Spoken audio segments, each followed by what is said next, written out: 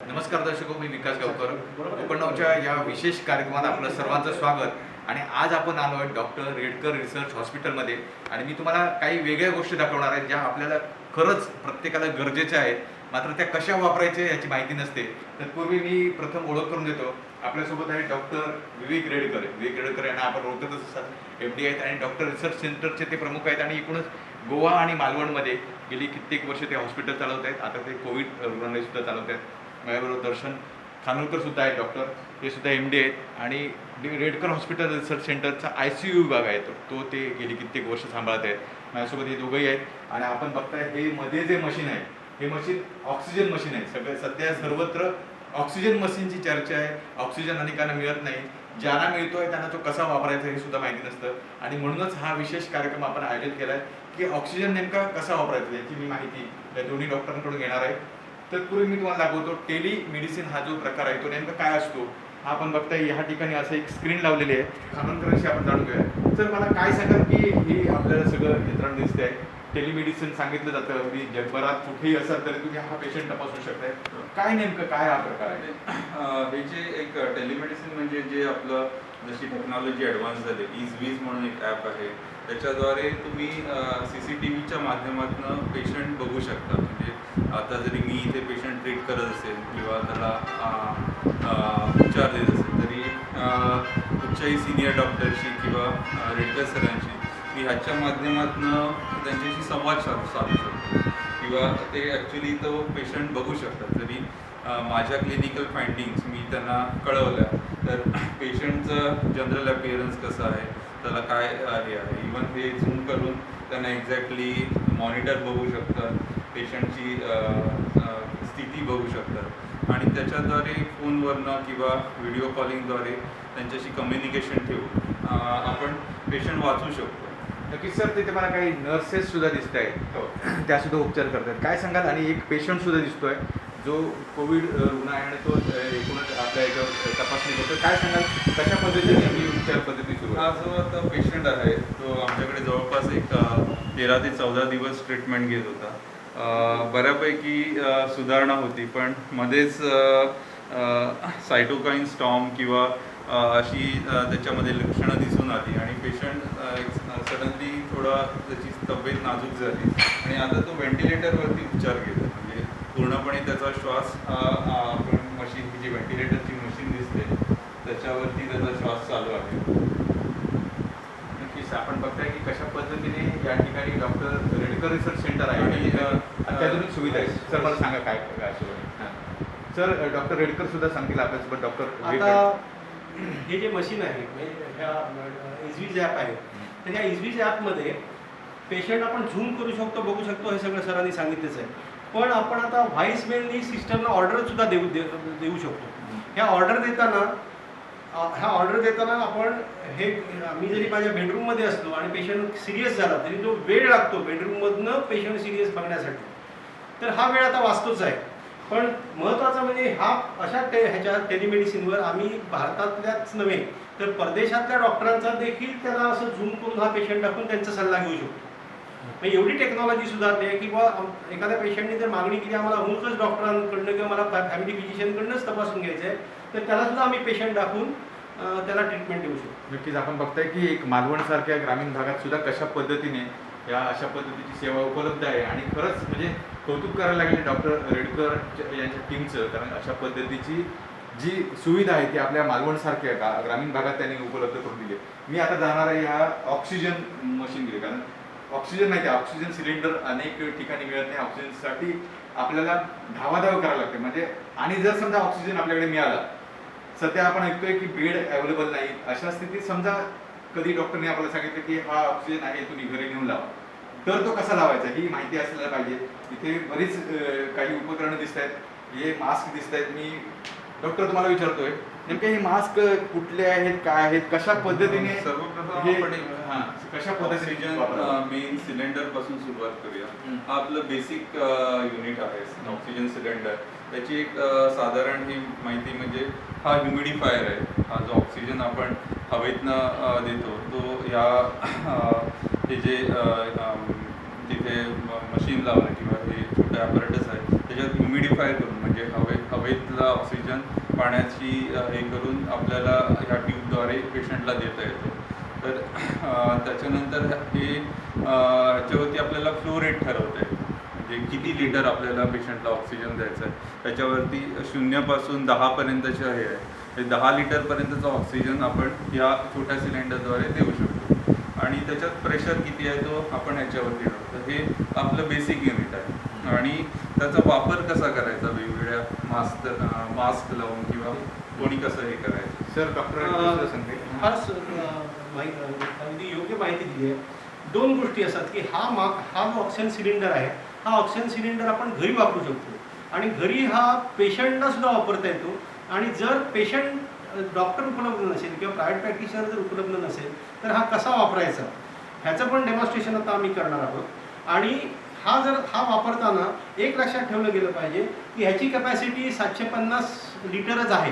ह्याचा अर्थ जर 1 लिटर ऑक्सिजन आपण जे हवेतला ऑक्सिजन घेतो तो 21% घेतो. आता ह्यात थोडंसं लोकांना कळत नाही की नक्की 0.21% हे फ्रॅक्शन आहे ऑक्सिजनचा. म्हणजे 21% फ्रॅक्शन आणि पर्सेंट ह्याच्यात थोडासा घोटाळा लोक करतात. तर 21% ऑक्सिजन आपण हवेतला घेतो. हवेत नायट्रोजन 78% असतो आणि उरलेला 1% ओझोन किंवा कार्बन डायऑक्साईड हे वेगवेगळे मायनर वायू आहेत. तर हा 78% हवेतला 21% ऑक्सिजन जर आपण हवा घेतली तर घेतो. त्याच्यापेक्षाही जास्त म्हणजे 1 लिटरपासून ते 2 लिटर ह्या जास्तीत जास्त अगदी 4 लिटरपर्यंत आपण ऑक्सिजन हा वापरला पाहिजे. पण आता माझ्या भागात तुम्ही जर 1 लिटर हा ऑक्सिजन घरी वापरणार असाल तर हा फक्त 750 मिनटं म्हणजे 14 तासच सिलेंडर चालणार आहे. म्हणजे तुमच्या पेशंटला जर हॉस्पिटलमध्ये बेड मिळत नसेल आणि हा ऑक्सिजन तुम्ही लावला तर लगेचच तुम्ही दुसरा सिलेंडर आणण्यासाठी गेलं पाहिजे.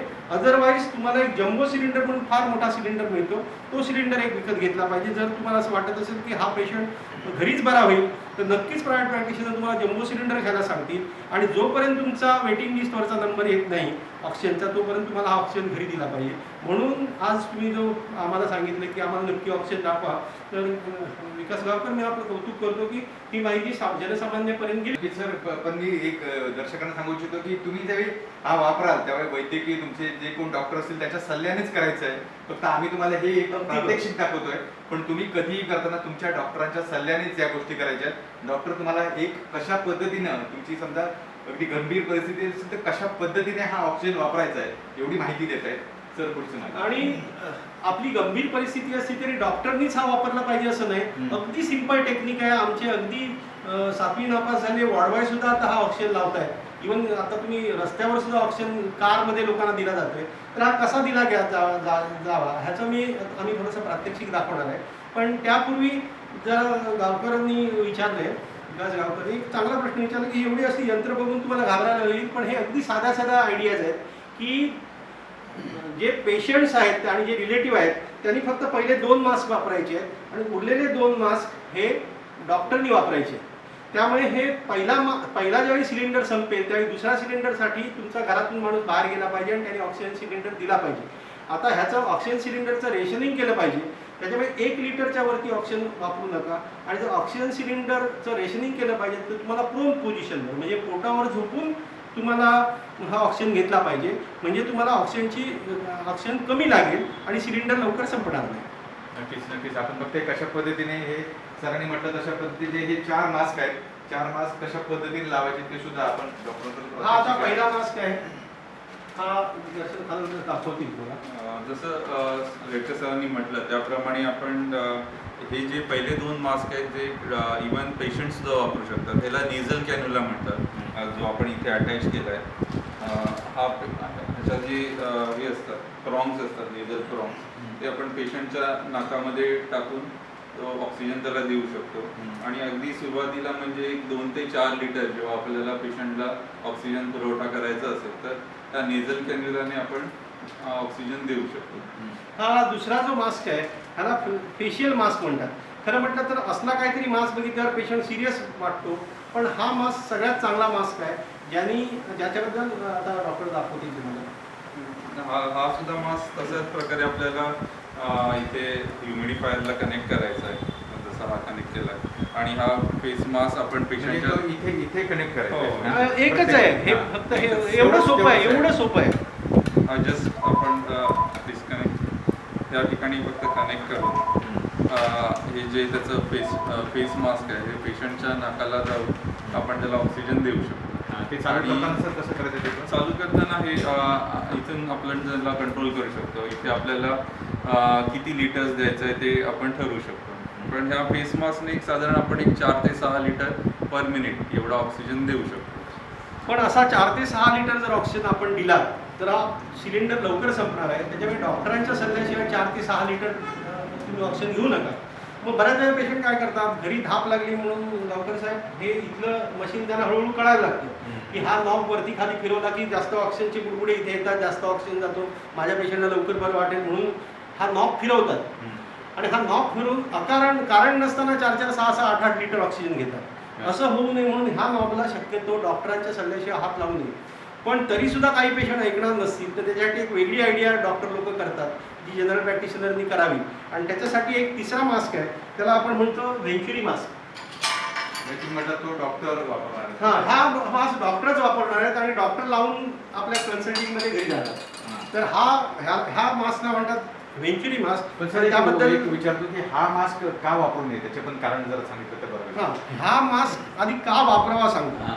तर हा मास्क जो आता दर्शन खानोलकर दाखवतील, हा मास्कमध्ये आपण परफेक्ट पर्सेंटेज ऑफ ऑक्सिजन देऊ शकतो. आणि हा मास्क शक्यतो जम्बो सिलेंडर असल्याशिवाय लावू नये. किंवा हा मास्क आपण जर वेटिंग असेल, आपण जर वेटिंग लिस्टवर असू आणि आपला नंबर आता लागणार आहे अर्धा-2 तासात कुठल्या तरी ICUमध्ये, कारण तुमचा पेशंट सिरियस असल्यावरच हा मास्क लावायचा आहे. नाही तर प्रायव्हेट प्रॅक्टिशनरच्या पहिल्या 2 मास्कवरच तुम्हाला घरीपर्यंत करतील. पण हा मास्क तुम्हाला लावायची सुरुवात झाली, प्रायव्हेट प्रॅक्टिशनरने लावला की तुम्ही इमिजिएट सगळीकडे फोन करून कुठे जागा उपलब्ध आहे, ऑक्सिजन सिलेंडर असलेल्या कुठल्या हॉस्पिटलमध्ये जागा उपलब्ध आहे किंवा कुठल्या सिव्हिल हॉस्पिटलमध्ये जागा उपलब्ध आहे, कुठल्या DCHC सेंटरमध्ये जागा उपलब्ध आहे ते विचारणं खूप महत्त्वाचं आहे. नाहीतर हा मास्क तुम्हाला घरीच लावायला लागेल जोपर्यंत तुम्हाला हॉस्पिटलमध्ये जागा मिळत नाही. ओके सर, फक्त मला सांगा या मास्कला नेमकं काय म्हणतायत तुम्ही? ह्याला व्हेंच्युरी मास्क म्हणतात आणि हा ऑलमोस्ट सेम आहे जसं फेस मास्क सारखा. फक्त ह्याला हे जे आहे त्याला जेट अडॅप्टर्स म्हणतात. हे वेगवेगळ्या कलर कोडिंग्समध्ये येतात. अगदी हे सुरुवातीच्या निळ्या रंगापासून हिरव्या रंगापर्यंत. त्याच्यावरती ऑक्सिजन पर्सेंटेज लिहिलेलं आहे. तेवढा पर्सेंटेज ऑफ ऑक्सिजन हे एकदा जेट अडॅप्टर लावलं, जसं सर म्हणाले की एकदा हे लावलं मशीन त्याला की हे अडॅप्टरच कंट्रोल करणार किती ऑक्सिजन तो ऑटोमॅटिकली पेशंटला. म्हणजे पेशंटनी किती जरी प्रयत्न केला तर होणार. की हा ऑक्सिजन तेवढ्याच पर्सेंटेजमध्ये जाणार, त्याच्यामुळे ऑक्सिजन वाचणार आहे. आणि परफेक्ट किती पर्सेंट, तर अराउंड 40 to 60% पर्यंत ऑक्सिजन आपण ह्यानी देऊ शकतो, 62% पर्यंत. पण ह्यात एक सगळ्यात महत्त्वाचं सांगायचं झालं, हा ज्यावेळी रंग येईल हिरवा, ज्यावेळी पिवळा रंग येईल त्यावेळी आपण 35% ऑक्सिजन देणार आहे. ज्यावेळी हिरवा रंग येईल त्यावेळी आपण 40% ऑक्सिजन देणार आहे. आणि 60% ऑक्सिजन देणार आहे. हा 40% ऑक्सिजन देणार आहे. म्हणजे हा 40% ऑक्सिजन द्यायला एकदा सुरुवात झाली की ह्याला म्हणायचं रेड साईन. ही ह्याच्यानंतर मात्र शक्यतो लवकरात लवकर आपल्याला बेड उपलब्ध होईल ते बघितलं पाहिजे. आणि हा मास्क जर तुम्हाला लावायचा असेल तर बघा ना, ह्या फ्लो रेट जवळजवळ 15 पर लिटर ऑक्सिजन जाणार. म्हणजे तुमचा जम्बो सिलेंडरसुद्धा एका दिवसात संपणार. आणि ऑक्सिजनची ऑलरेडी कमतरता आहे, पण पेशंट वाचवण्यासाठी आणि बेड मिळण्यासाठी थांबण्यासाठी हाच एक उपाय आहे. त्याच्याबरोबरच आपण एक चौथा मास्क सगळ्यात महत्त्वाचा मास्क बघतोय जो आता दाखवला जातोय, त्याला नॉन रीब्रीदर मास्क म्हणतात. फार महत्त्वाचं आणि उपयोगाचं हे आहे. त्याच्यामध्ये एक ही बॅग दिसते तुम्हाला, जसं मगाशी म्हटलं की हे कनेक्टर आहे, त्याला हा ऑक्सिजनला एकदा कनेक्ट केला आणि आपण हा नॉब फिरवला की ह्याच्यात ऑक्सिजन भरला जातो ह्या बॅगमध्ये. आणि हे फेस मास्क आपण पेशंटच्या तोंडाला लावून तो श्वास घेऊ शकतो. आणि त्याच्यात अजून एक महत्त्वाची गोष्ट म्हणजे त्याच्यात एक युनिडायरेक्शनल वॉल असतो. म्हणजे पेशंट जी हवा घेतो ही डायरेक्ट हा प्युअर ऑक्सिजनच घेतो. म्हणजे आपण जो ऑक्सिजन सिलेंडर मार्फत या बॅगमध्ये जमा होणार आहे तिकडनं पेशंट तो फक्त श्वास घेईल आणि जेव्हा उच्छ्वास टाकेल तेव्हा या होल्समधनं तो बाहेर जाणार. म्हणजे पेशंट पूर्णपणे शुद्ध ऑक्सिजनच त्याच्यातनं घेणार. म्हणजे मी विचारतो की हा अति सिरियस असेल तर लावला जातो किंवा काय असं म्हणजे अगदी बरोबर. ते लास्ट एक हा मास्क जो वापरतो नॉन रिब्रिदिंग, आता दर्शनने जे योग्य वर्णन केलं, तर ह्या नॉन रिब्रिदिंगमध्ये ह्याच्यात सगळा ऑक्सिजन तुमचा कलेक्ट होणार आहे. अगदी अजिबात ऑक्सिजन फुकट जाणार नाही आणि तुम्हाला जवळजवळ 85 ते 100% ऑक्सिजन यांनी दिला जातो. म्हणजे जवळजवळ 15 लिटर ऑक्सिजन तुम्हाला मिळतोय दर मिनिटाला. म्हणजे तेवढा ऑक्सिजन खरं तर तुम्हाला ह्याच्यावर पण मिळत नाही, म्हणजे व्हेंटिलेटरवर पण मिळत नाही. व्हेंटिलेटरवर 10 लिटर्स ऑक्सिजन मिळतो.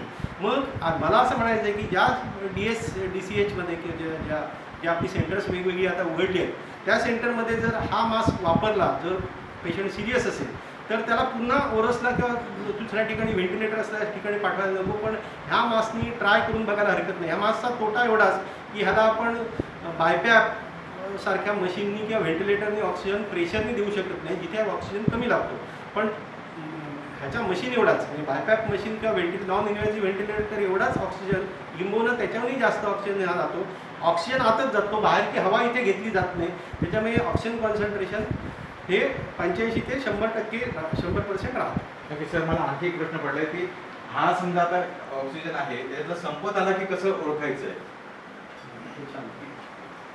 संपत आला तर एक साधी तर गोष्ट ह्याच्यातली आधी बुडबुडे बंद होते. पण तो आधी त्याची आपल्याला माहिती मिळणार. ह्याच्यावरती प्रेशर आहेत ना, प्रेशर हा ऑक्सिजन साधारण किती प्रेशरने भरलाय त्याचं हा जसं ह्या झिरोकडे जात जाईल तसं आपण समजायचं की हा संपत आलाय आणि तो तिथे जायच्या आधीच आपल्याला दुसऱ्या ऑक्सिजनची सोय करावी लागेल. नक्कीच दर्शक आणि शेवटचं हे मशीन सर, आधी दर्शक बघताय आपण की कशा पद्धतीने हा सिलेंडर आहे तो कशा पद्धतीने वापरायचा आहे. तुम्ही तो अगदी डॉक्टरांच्या सल्ल्याने वापरायचा आहे. त्याचबरोबर डॉक्टर म्हणाले की अति गंभीर परिस्थिती असेल तर आता आम्ही जी तुम्हाला माहिती दिली त्या माहितीच्या आधारे सुद्धा तुम्ही ऑक्सिजनसाठी सिलेंडर वापरू शकताय. आणखी एक या ठिकाणी मशीन्स आहेत त्याची पण माहिती घेऊया सर. हे नेमकं मशीन काय आहे, काय सांगाल? ह्याला हाय फ्लो निझल ऑक्सिजन म्हणतात. ह्याच्यातनं आपण हिटेड आणि ह्युमिडिफाईड ऑक्सिजन पेशंटला पुरवू शकतो. म्हणजे हा कशासाठी, म्हणजे तो सिलेंडर सांगितलं तर हा कधी वापरायचा आहे? नाही, ज्यावेळी हे सगळे पर्याय संपतात आणि त्याच्याही पेक्षा तुम्हाला सिरियस पेशंट असेल त्याच्यापेक्षा पेशंटला जास्त फ्लो रेटने ऑक्सिजन द्यायचा आहे तर मग आपण हा हाय फ्लो निझल ऑक्सिजन वापरतो. पण ह्याचा एक तोटा असा आहे की त्याला फार ऑक्सिजनची रिक्वायरमेंट फार जास्त असते. जवळपास 60 लिटर पर मिनिट पर्यंत आपण ह्याने ऑक्सिजन देऊ शकतो. पण ह्याला सेंट्रल ऑक्सिजन पाहिजे, ज्या साध्या जम्बो सिलेंडरने किंवा ह्याने आपण ह्याला कनेक्ट करणं फार कठीण आहे किंवा त्याला वेगळा फ्लो मीटर लागतो जो 60 लिटर. हा आता इथे फक्त 10च दिसतोय तुम्हाला. तर एक तर ह्याला सेंट्रल ऑक्सिजन पाहिजे किंवा 60 लिटर पर मिनिटचा हे पाहिजे. पण ह्याचे तोटे तुम्हाला जेवढे चांगले फायदे आहेत तेवढं सध्याच्या परिस्थितीत मात्र ऑक्सिजन फार लवकर त्या मशीनद्वारे संपू शकतं. म्हणजे पहिल्या कोविडच्या लाटेमध्ये आम्ही हा हाय फ्लो नेझल ऑक्सिजन वापरून बऱ्याच पेशंट बरे केले की ज्यांना खरोखरच ती रिक्वायरमेंट होती की ज्या व्हेंटिलेटर कमी होते आपल्याकडे, आपण तयार नव्हतो, तर त्यामुळे हा आपण वापरला. पण सध्याच्या ह्याच्यात साथीमध्ये माझी एक विनंती आहे की, आणि गव्हर्नमेंटचे नॉर्म्स आहेत की शक्यतो हाय फ्लो नेझल ऑक्सिजन वापरू नये, कारण ऑक्सिजनचं रेशनिंग केलं पाहिजे. रेशनिंग करणं म्हणजे उगाचच कमी ऑक्सिजन पेशंटला देणं नव्हे, उगाचच जास्त न देणं, ह्याला रेशनिंग म्हणतात.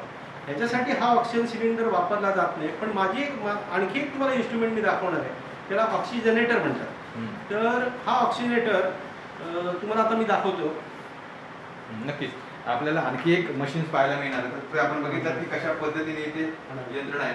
मला सर सांगा, हे म्हटलं की तुम्ही अति सिरियस असेल त्यावेळी वापरला तो, पण आता सध्या कशा पद्धतीने तुम्ही जरा आमच्या दर्शकांना सुद्धा भाषण करा की कशा पद्धतीने सध्याची सिच्युएशन आहे. किंवा मगाशी जसं म्हटलं आपण मागच्या वर्षी ज्यावेळी पहिली लाट आलेली होती त्यावेळी जो वर्षभरात 185 आणि आता एप्रिलमध्ये एका महिन्यामध्ये 145 रुग्ण हे दगावलेले आहेत.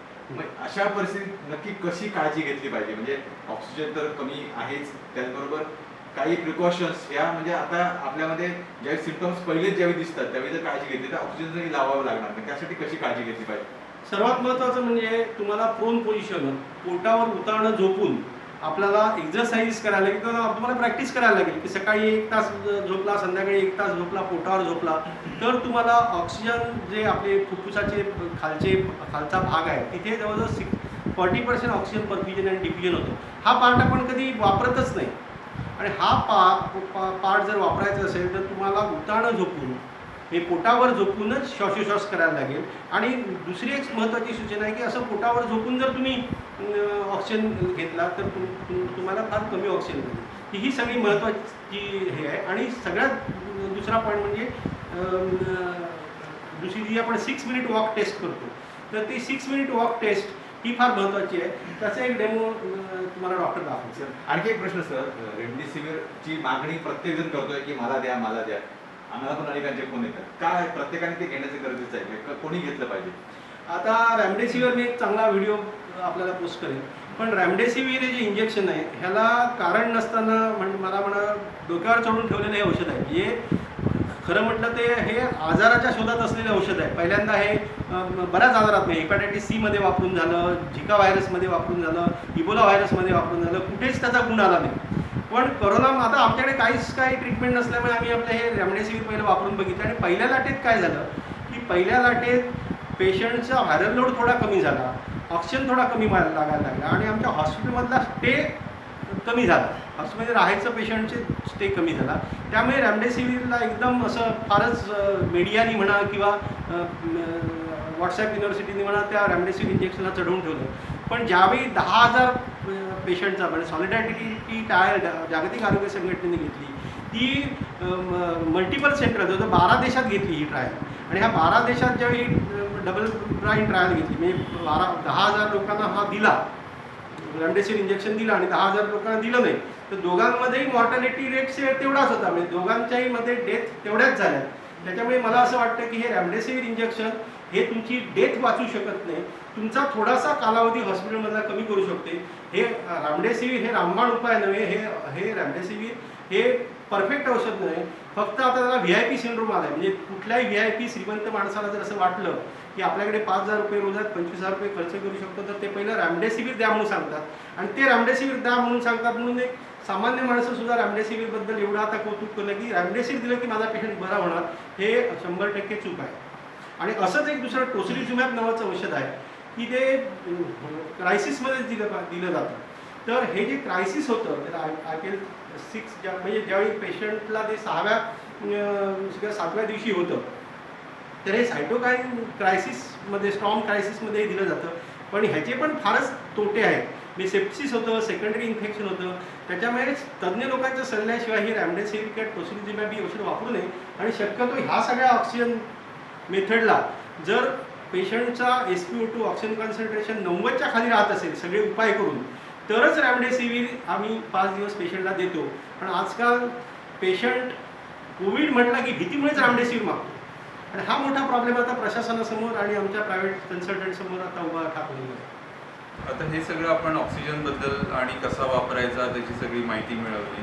पण सध्याचा जो ऑक्सिजनचा तुटवडा आहे तो लक्षात घेऊन आम्ही नवीन पद्धती अशा शोधतो की ऑक्सिजन कसा वाचवायचा किंवा इतर कुठच्या पद्धतीने मिळवायचा. तर अजून एक मशीन आहे जे आपल्याला ह्या संदर्भात नक्की मदत करू शकतं. त्याला ऑक्सिजनेटर किंवा ऑक्सिजन कॉन्सन्ट्रेटर असं म्हणतात.